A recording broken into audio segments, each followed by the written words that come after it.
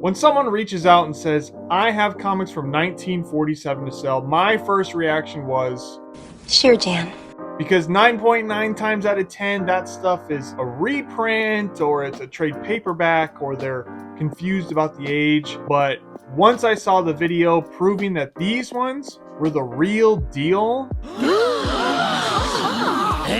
I hoped that I could make a deal to bring them home with me because I have never seen this caliber of Golden Age comic books. Is this my best find of the year? Is this my best find in Cheddar Comics history? Let's find out.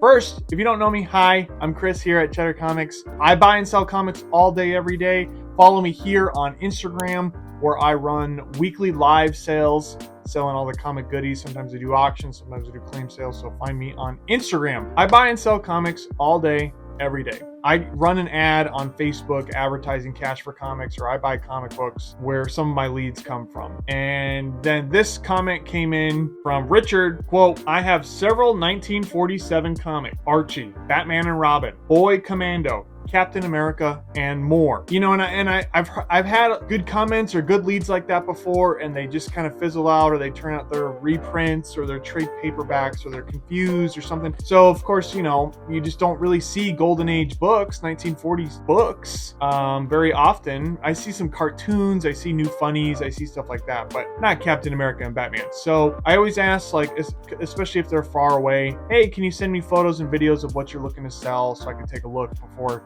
making the trek out there. And Richard was nice enough to send me a video, and he's thumbing through the books, and they look real as hell to me. So I couldn't believe it. I was like, oh my god, they're real. Great. Well, let's figure out a time and I'll come look at them and we'll see if we can make a deal. I find out he's about an hour away, which isn't too bad. It's kind of in my radius. Make a time, set up, meet Richard, check out the books. I made him an offer. He made a counter offer. We met in the middle, shook hands, and I took the books home with me, which I still can't believe. You know, this isn't an Action 1 or something, you know, where we're all going to retire, but I just don't, I see a lot of 80s. I see a lot of Copper Age modern books. That's usually what comes through Cheddar or through stuff. So to get anybody with 1940s comics is incredibly rare. So I wanted to tell the story of where the comics came from. These comics were all bought in a single year, 1947. By a woman named Marjorie Moore. Marjorie Moore bought comics, it looks like, for about a year. She put them in the attic of her house, and there they stayed for 40 years almost. Nearly 40 years. In 1984, Richard was renovating that house. He went into the attic and he found this stack of comics of Marjorie Moore's. Richard then kept the comics, moved them from house to house for the next 40 years, until he happened to see my ad on Facebook and contacted me, and now I am the third owner of this stack of 1947 comic books. So I wanted to just share the story, because what's cool about the collections, you know, obviously the comics are cool, that's first and foremost, but secondly, the stories of how they were collected, the stories of where they came from, that is just as interesting sometimes. The fact that these sat in an attic from 1947, you know, or roughly whenever Marjorie put them up there, to 1984 when Richard came across them, and then left another 40 years, Richard carrying them from house to house, that's incredible. The conditions are fairly good. You know, some of them, this is the big one. This is Captain America number 63. It's got a little chip there, but for the most part, that attic preserved the grades of these books fairly well. The same with the Batman 40 with the Joker cover. You know, preserved them fairly well. So the collection story is a part of the story of these comics, and that story needs to be told. So what's going to happen with these books? Well, we're going to look at them right now because I want to take a look, and I'm going to go over to the table here. We're going to go to a tabletop shot, and we're going to look through the books. I wanted to really do this too because these three are going to get cleaned and pressed and slabbed because I'm selling them. So why am I selling them? Well, that's my business. That's how I put food on the table. I support my wife and kids selling comics thanks to people who are great enough to come by my live sales every week. They support me and my family. They make this possible, which I'm eternally grateful for. So these are getting sold. If I could keep them, I would, but I'm not. So when I did research before I went to Richards, what I saw was there's a pretty big price difference between a raw Golden Age book and a graded Golden Age book. So the three that are kind of worth it to get graded are the Captain America, the Batman 40, and the Batman 41. So those three are going to get clean and pressed and graded, and we're going to see how those come back. The rest of this stack is going to get sold raw in my claim sale, and the claim sale is going to be tomorrow on Thursday. So let's go over to the tabletop and check out these beautiful Golden Age books from 1947. So here we are at the tabletop to look at the stack of the Marjorie Moore collection. So many great books. So here's the stack. We've got, she had Haphazard. So she was, a girl in 1947. So she bought, girly books. Junior Miss. Some of these are Timely comics. Timely was Marvel before it was Marvel. There's Susie Comics number 58. She's an absolute babe. She's saying, "It's terrible, Doctor. I always imagined that there are men following me." Look at their eyes. Well. They got the cartoon eyes going on. We got some Disney books. We got Margie's Little Lulu. You could just tell that she was a girl, a little girl in 47, She bought Pep. We got Pep 63. Look at that Archie there. That is a very early Archie. They're still calling him Archie Andrews. He isn't even Archie yet. Jughead. There's another one. Oh, this one too. This is number 62. And of course they've got condition issues, but starring Archie Andrews. Let you kids be dancing in here, right? Some new funnies. New funnies. These are probably the least desirable books in the collection. Boy Commandos. Look at that. You get a vintage Golden Age DC logo there. Boy Commandos. Got kind of a sci-fi space cover there. Let's move these over here. I was going to take them all out, and I'm like, I don't know if I want to be handling these and wrecking them, That's the last thing I need. This is Captain Marvel Adventures number 74. Nice Shazam cover. Can't go wrong. This is probably the fourth biggest book. This is America's Best. America's Best number 23. This is an Alex Schomberg cover. He is a highly desirable Golden Age artist. He's one of those guys, you just put Schomberg cover and it'll sell the book. So here's the guys giving Miss America's Best there some flowers and a trophy. This one did have some condition issues, but that's probably number 4 in the collection as far as value goes. We got a Mutt and Jeff. We got another New Funnies. And then these ones. These are just kind of like single title. Let's see. Well, there's teens. These are kind of just like single titles here. We got Gay, Jeannie, Tessie, Willie. This one's teens. Bambi Lynn there. Got Willie. Willie number 10. Never heard of Willie. Most of these I never heard of. Willie, I've heard of, obviously Archie. This is Tessie. This is the Bathing Beauty Contest. Again, the guys are very excited in these in these comics. We again, more guys really excited here. This is Jeannie number 15, 10 center. They're just so excited, man. And then we got Gay Isn't Happy comics. Again, Gentlemen Like Blondes. These guys are, wow. they're very excited. So that was the stack. And then you got kind of the big three. You got your Batman 41. These were the big three. You got your Batman 40, which this was the one I was super jazzed about because of the Joker cover. I mean, a Golden Age Batman with a Joker cover, you can't go wrong. And the biggest one in the whole thing is the Captain America number 63. So, by this time, Batman is staying strong. I mean, Batman doesn't get canceled. So Batman runs and runs all the way through the Silver Age, on and on and on. Captain America and Marvel, these guys, man, they were struggling to get by the end of the series. Post World War II, Captain America is having a hard time finding his place in the world. So by the end of the series, there's just not that many of them. But what I want to do with these three is let's take a look, maybe just these two. Let's look on the inside and see what these look like, okay? So let's start off looking at this Batman number 40, this Joker cover.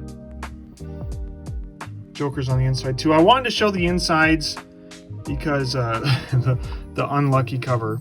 I wanted to show the insides because these are going to get, and I feel bad about it, they're going to get slabbed, they're going to get graded, and they're going to get encapsulated, which, I understand that kind of keeps them away from ever being like opened again. But, for me, I got a business to run, I got a family to feed, and graded Golden Age just straight up sell better than raws. So I didn't really see an option there.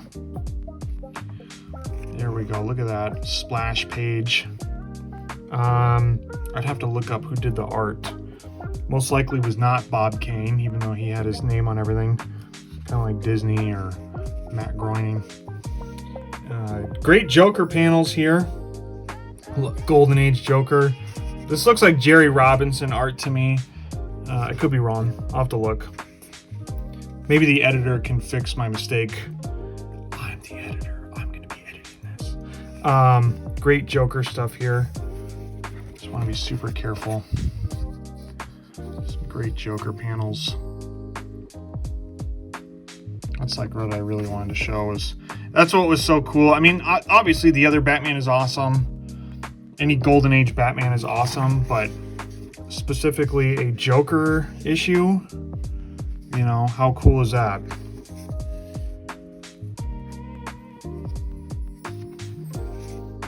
I feel very lucky to be with this book for a very short amount of time, So there's more.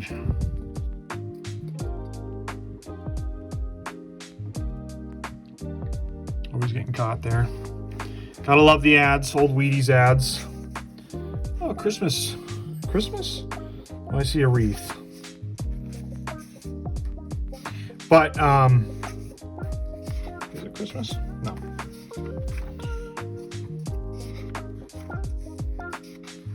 I thought I did see Christmas. Oh, there's an ad for, I love the ads. Gives you a nice snapshot in time, right? This is one for more funnies there.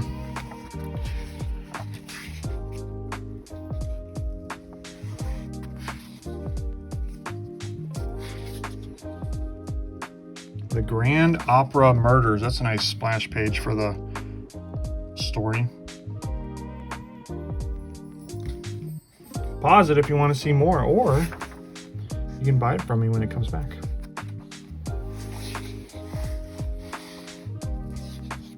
Oops.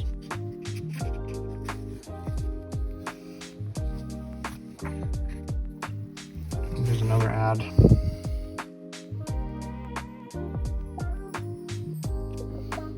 So cool. An honor. A true honor to be with this book. If money was no option and I was just buying as a collector, this is the one I'd probably keep. Because I love Batman, I love the Joker in my personal collection, but Cheddar and Chris are different things, so that's why these are getting sold. And then the big one, Captain America number 63, a Golden Age Marvel book. I know for sure as Cheddar Comics, I've never had, I've had one Golden Age Batman book. I've never had a Golden Age Marvel book, especially Captain America. You know, not Namor or Human Torch, no offense to those guys, but Cap is the one you want. So this one, again, you know, the parrot strikes. You know, it's not Red Skull, but this book is still desirable no matter what because of the age. You know, great there. Captain America versus the 10 Pins of Terror. Oh man, we got a bowling story. We got a bowling villain. You know, I love the art. Someone did already ask me, hey, is that Kirby art? It is not Kirby art. Is this the bowling pin guy?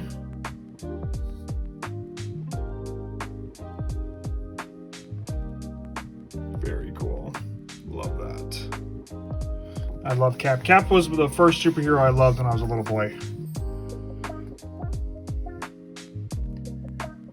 So,